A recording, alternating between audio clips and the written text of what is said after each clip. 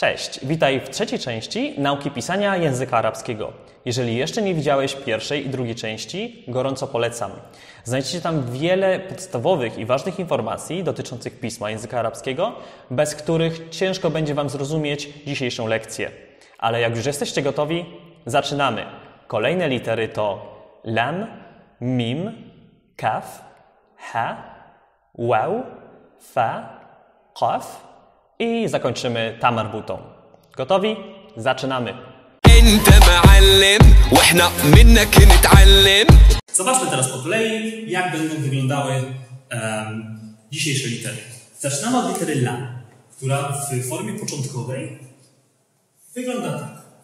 Tak jakby odwrócone w zwierciadle nasze polskie ly.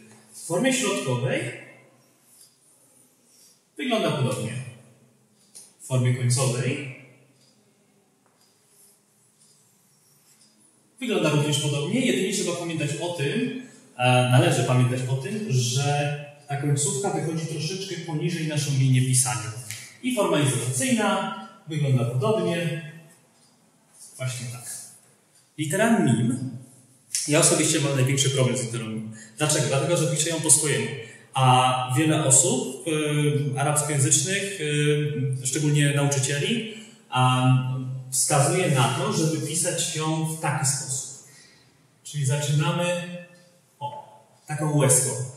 Ja osobiście piszę ją pod kreską, ale uczmy się tak, jak powinno się pisać, czyli ona będzie wyglądać tak. Następnie w formie środkowej ona również będzie taką właśnie łezką w środku. W formie końcowej będzie wyglądać tak. Troszeczkę znaczę sobie, żeby nam na karmę najechało. Okay. I forma izolacyjna również będzie wyglądać tak. Litera kaf, czyli polskie K, na samym początku wygląda tak. Taki piorun. W samym środku również wygląda podobnie. Na końcu wygląda trochę jak litera lam, tylko że ma hamzę w środku. Pamiętacie hamzę? Hamzę to było to zwarcie pytaniowe, taki znak. I forma izolacyjna wygląda właśnie podobnie. Wygląda tak. Litera H, czyli takie nieme H, które ledwo jest słyszane, tak jak na przykład w wyrazie fakiha, he, jest chyba najtrudniejszą literą do zapisania w języku arabskim, dlatego że w każdej z tych form wygląda zupełnie inaczej. Zobaczmy. Na samym początku wygląda ona tak. Taka pętelka. W środku wygląda tak. Taki warkocz. Na samym końcu wygląda tak. A jak stoi sama w formie izolowanej, wygląda jak taka łezka. Ok.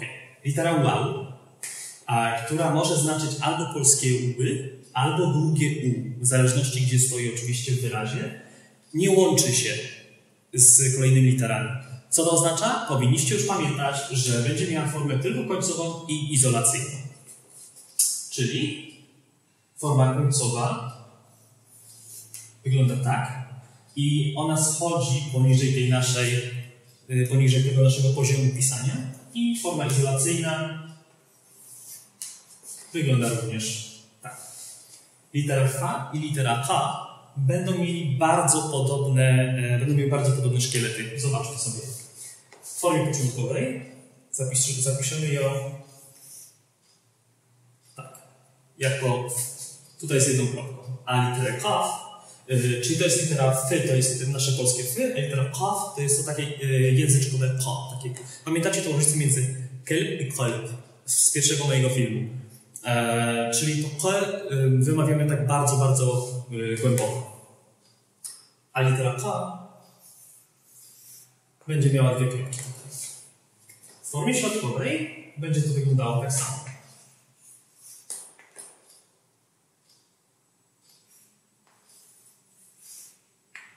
Również dwie kropeczki.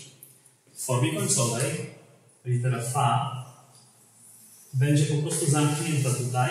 Tak jak pamiętacie te pierwsze litery ta, nu, ja, one się zamykały tutaj, więc literę F też zamkniemy. Literę K również będziemy zamykać.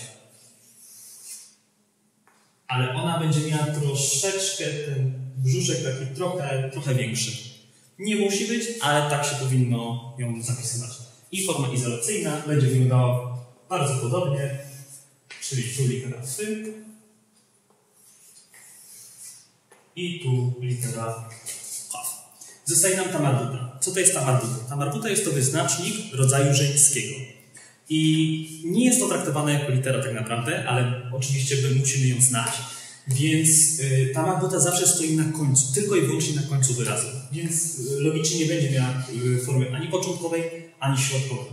W formie końcowej wygląda tak.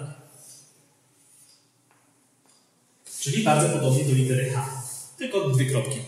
A w formie izolacyjnej, czyli jeżeli stoi na końcu wyrazu, ale przed nią jest litera, która się nie łączy, będzie wyglądało tak. Również bardzo podobnie, tylko z dwoma kropkami. Zobaczmy sobie teraz przykładowe wyrazy, najpierw używając tylko tych liter. I mamy tutaj ponownie 4 wyrazy. Zaczniemy od tego. Pierwszą naszą literą będzie litera F, czyli w formie początkowej, tak? Tak wygląda forma początkowa. I od razu drugą i ostatnią literą jest litera MIM. Czyli musimy ją zapisać w formie końcowej, tak jak tutaj.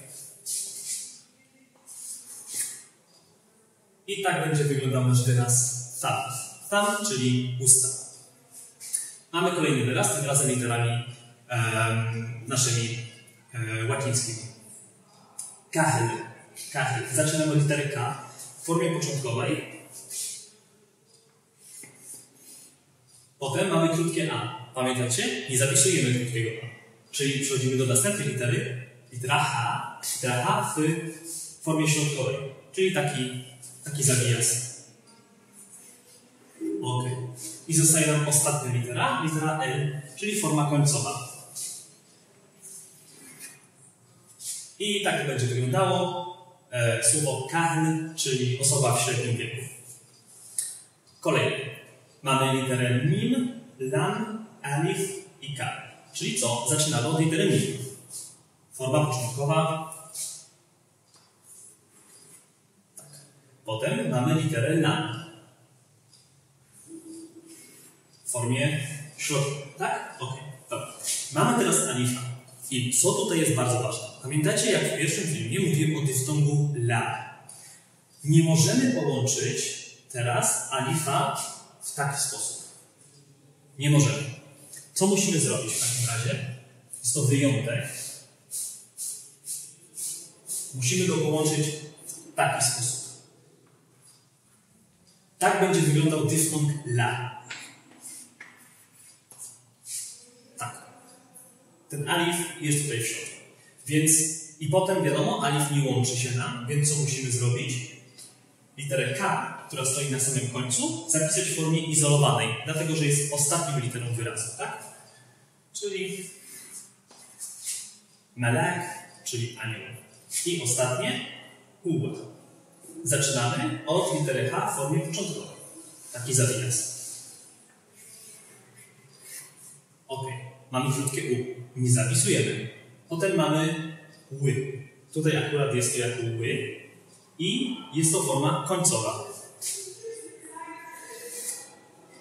Ponieważ tutaj mamy krótkie A. Ale krótkiego A również nie zapisujemy. Więc z tych 4 łacińskich liter powstaje nam taki wyraz uła, czyli on. Dobra, i mamy tutaj kolejne 3 wyrazy. Dołączmy sobie teraz te litery, których się nauczyliśmy już wcześniej. Jaki tu jest pierwszy wyraz? Rozpoczynamy od mim, potem kaf, potem ta, potem b, potem a, czyli ta marbuta, tak? Czyli ten rodzaj żeński wyrazu. Zaczynamy od litery mim w formie początkowej.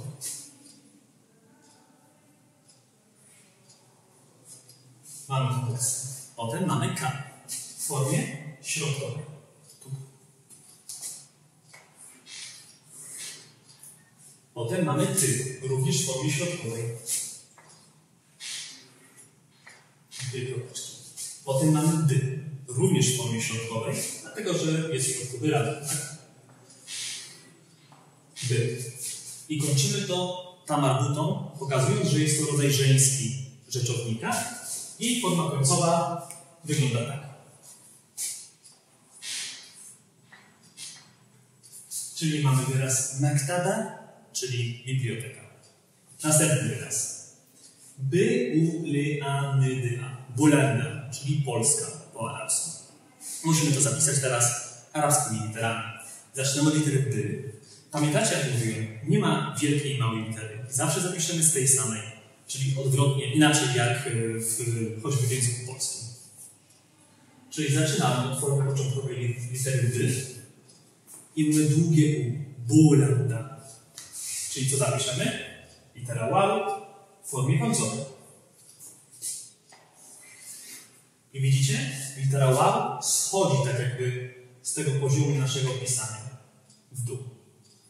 Potem mamy ny, czyli będzie ona w formie początkowej tam. Dlatego, że rozpoczynamy tak jakby nową sekwencję liter, dlatego, że wow się nie łączy. L, a, ale jest krótkie, czyli nie zapisujemy go. Czyli potem mamy literę n. N. Potem mamy literę d. I zostaje nam długie a. Długie a na końcu wyrazu jest bardzo rzadkie, głównie w nazwach własnych. Więc co robimy? Dodajemy długie a, czyli alifa. I tak wygląda Bulanda po polsku. Ok, czyli zaczynamy od litery H. Potem mamy 2 razy la, ale zapisujemy to jako jedno, dlatego że nie ma między nimi samogłoski.